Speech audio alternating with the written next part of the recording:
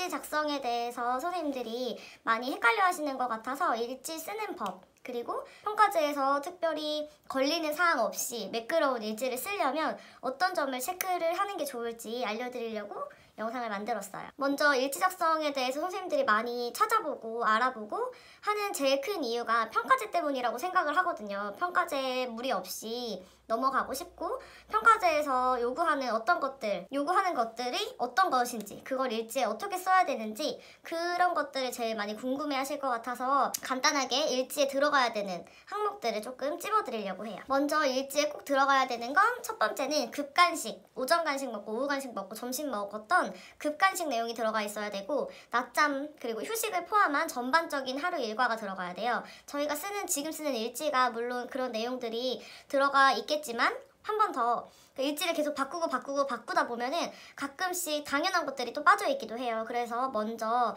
제가 방금 말씀드린 급간식과 휴식을 포함한 낮잠 시간이 일지에 잘 들어가 있는지 먼저 확인을 하시고, 놀이가 중심이 되는 활동, 자유놀이죠. 이제 자유선택놀이라든지 오전 실내 자유놀이 뭐 이런 식으로 원마다 부르는 게 다 달랐고, 지금까지 계속 지표가 변경되면서 그 자유놀이를 지칭하는 그런 말들이 계속 바뀌었는데, 이번에는 그냥 자유놀이예요. 아이들이 자유롭게 놀이하는 시간이 하루에 2시간 이상이 무조건 들어가야 돼요. 그러니까 일단 일지에 자유놀이가 2시간이 있어야 되고, 영화 유아, 연령에 맞는 실외활동 시간을 맞춰주시고, 방금 전에 말씀드린 급간식과 낮잠 그리고 휴식, 이것들 기본적인 것들이 잘 들어가 있는지 먼저 체크를 하시고, 일지에 대한 이제 평가 그리고 기록을 어떻게 남겨야 되는지 확인을 해볼게요. 먼저 이제 일지 하루 일과를 맞춰놓고 제가 방금 말씀드린 것들이 다 체크가 됐어요. 그러면 이제 저희는 평가, 기록을 해야 돼요. 근데 평가제에서 요구하는 기록의 형태가 어떤 형태냐, 그 단순히 아이들이 했던 놀이, 활동에 대한 기록이 아니라 그 활동에 대해서 어떤 게 필요하고 교사가 어떤 생각을 하고 어떤 지원을 해줄 건지,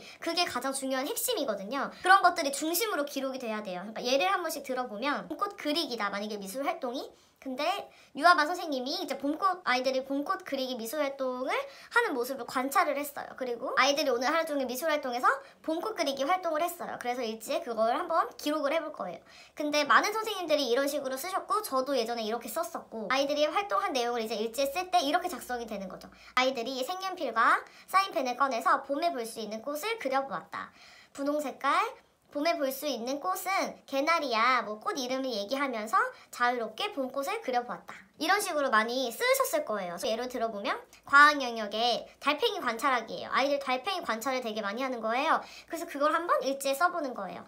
아이들이 교실에 있는 달팽이에게 다가가 달팽이를 관찰하기 시작했다. 돋보기를 들고 달팽이의 움직임을 관찰하고 달팽이의 등껍질 모양이나 이런 것들을 관심을 가지고 관찰하였다. 이렇게 아마 일지를 쓸 텐데, 그건 아이들이 활동을 했던 그냥 모습인 거예요. 교사가 어떤 걸 반영을 해줬고 왜 달팽이를 했는지, 뭘 지원을 해줬는지에 대한 내용이 전혀 없는 거예요. 그러니까 일지 자체가 잘못 썼다라기보다는 이번 놀이 중심 그리고 바뀐 평가제에서 요구하는 것들이 들어있지 않은 일지인 거예요. 그러니까 이렇게 되면 면담자가 더 선생님한테 질문을 하고 선생님이 설명해야 되는 것들이 많아져요. 그러니까 일지에 그런 것들이 콱콱콱 박혀져 있게 쓰는 게 도움이 많이 되겠죠. 그래서 아까 했던 것들을 다시 좀 고쳐보면 봄꽃 그리기였어요. 그래서 아이들이 봄꽃 그리는 모습을 봤더니 개나리만 계속 그리는 거예요. 노란 색깔로. 그러면 선생님이 그때 내일이나 아니면 그때 뭘 지원해주면 좋았을까요? 다양한 봄꽃에 대한 얘기를 해주거나 같이 선생님이 알고 있는 봄꽃을 옆에 그려봐준다거나, 아니면 오늘은 아이들이 활동이 여기까지밖에 못했어, 확장이 별로 안 된 거예요. 그래서 내일은 다양한 봄꽃 그림을 뽑아가지고 벽에 붙여주거나 아니면 미술 영역에 게시를 해주면 좋겠다라고 생각을 한 거예요. 그런 내용이 일지에 들어가야 된다는 거예요. 봄꽃 그리기 활동을 하는 유아들을 살펴보니 대부분의 아이들이 개나리를 그리는 친구들이 많았다. 교사가 옆에서 다양한 꽃 이름과 꽃 그림을 그려주며 함께 활동하였더니 아이들이 교사가 그린 그림을 보며 다른 꽃도 그려보며 다양한 봄꽃에 대해 알 수 있었다. 아이들이 더 많은 봄꽃에 대해 알고 그림을 그려볼 수 있도록 내일은 다양한 봄꽃 이미지를 출력해서 벽에 붙여주면 좋을 것 같다 라고 썼어요. 그러면 그 다음 일지에 뭐가 들어가야 되냐면 이렇게 붙여줬잖아요. 그러니까 아이들이 좀 다른 반응을 보였다거나 아니면 붙여줬는데도 아이들이 관심이 없을 수도 있어요. 그런 내용을 다음 날까지 이게 연결되게 써주시는 거예요. 다음 날 벽에 다양한 봄꽃 이미지를 인쇄해서 붙여주었더니 아이들이 봄꽃 그림에 대해서 관심을 가지고 벽에 게시된 그림을 똑같이 따라 그려보는 등의 미술 활동이 이루어졌다.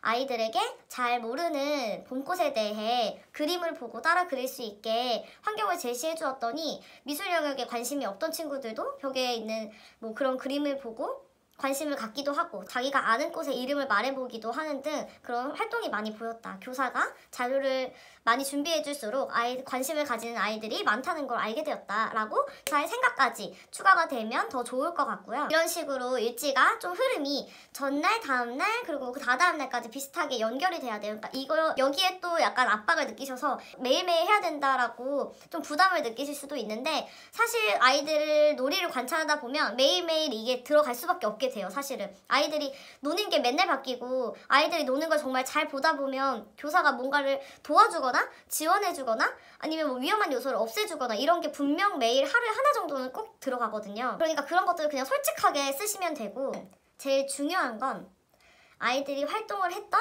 모습을 묘사하거나 그대로 기록하는 게 아니라 활동한 건 한 거예요. 그냥 한 거예요. 그건 그냥 계획이고 실행한 거예요. 근데 뭐가 필요했고 내가 이걸 보니까 이런 생각이 들었고 내일 이렇게 해줘야 되겠고 해줬더니 확실히 이게 다르구나 해줬는데 관심이 별로 없네? 이런 교사가 생각을 하고 지원을 해주는 걸 중심으로 보기 때문에 그런 걸 되게 많이 담아주시면 되고 이번에 놀이 중심으로 바뀌면서 많이 여쭤보시는 게 대집단 활동을 하면 안 된다고 많이 알고 계시더라고요. 근데 영화는 원래 대집단 활동을 하지 않도록 되어 있었어요. 의도적인 대집단 활동을 하지 않도록 되어 있어서 안전교육할 때도 그렇고 뭐 동화 수업을 할 때도 그렇고 아이들에게 전이 활동을 하고 모이게 앉게 해서 동화책을 읽어준다거나 아니면 안전교육 같은 자료를 아이들한테 보여준다거나 이런 활동을 하지 않게 되어 있었는데 이번 평가제에서 바뀌면서 영화반은 같아요. 하면 안 돼요. 근데 유아반은 최소화하라. 대집단 활동을 최소화하라는 거예요. 그러니까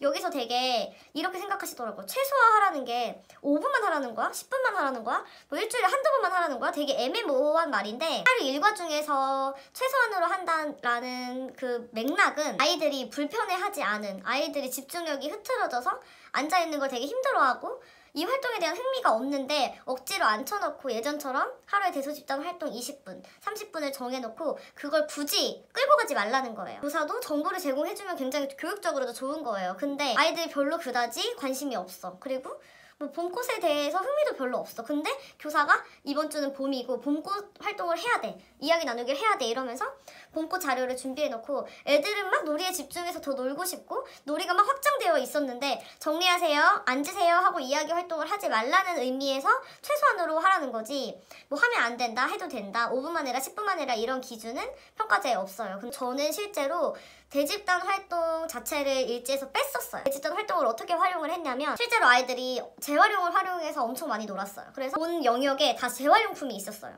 쌓기 영역에도 박스, 자기들이 과자 먹었던 박스로 쌓기가 있었고 과학 영역에도 밖에서 막 주워온 것들로 뭐 만들고 막 이런 게 과학 영역에 있었고 미술 활동에는 당연히 막 다 쓴 박스, 그 휴지심, 박스심 뭐 이런 것들이 되게 많았단 말이에요. 그래서 애들이 재활용품 그런 거에 되게 관심이 많았고 그런 걸 활용한 놀이가 되게 잘 이루어지고 있었어요. 근데 아이들이 이제 놀면서 하는 말을 들어보니까 분리수거, 재활용을 왜 해야 되고 뭐 버리면 아깝고 이런 얘기들이 되게 놀이하면서 그런 것들을 이용을 하니까 말이 많은 그런 대화가 많이 오고 가더라고요. 그때 교사가 내일은 한번 재활용품, 그러니까 왜 재활용을 해야 되고 우리가 재활용을 하면 어떤 게 이제 이로운지 그리고 이제 뭐 쓰레기를 막 버리거나 분리수거를 하지 않으면 어떤 안 좋은 점이 있는지 이런 거를 한 번쯤 알려주는 게 뭔가 이 놀이의 흐름상, 일과상에 좀 알맞다고 생각이 되어져서 그 다음날 대집단 활동을 한 15분 정도 넣어보는 거죠. 자유놀이. 오늘 아이들이 뭐 이런 이야기를 하면서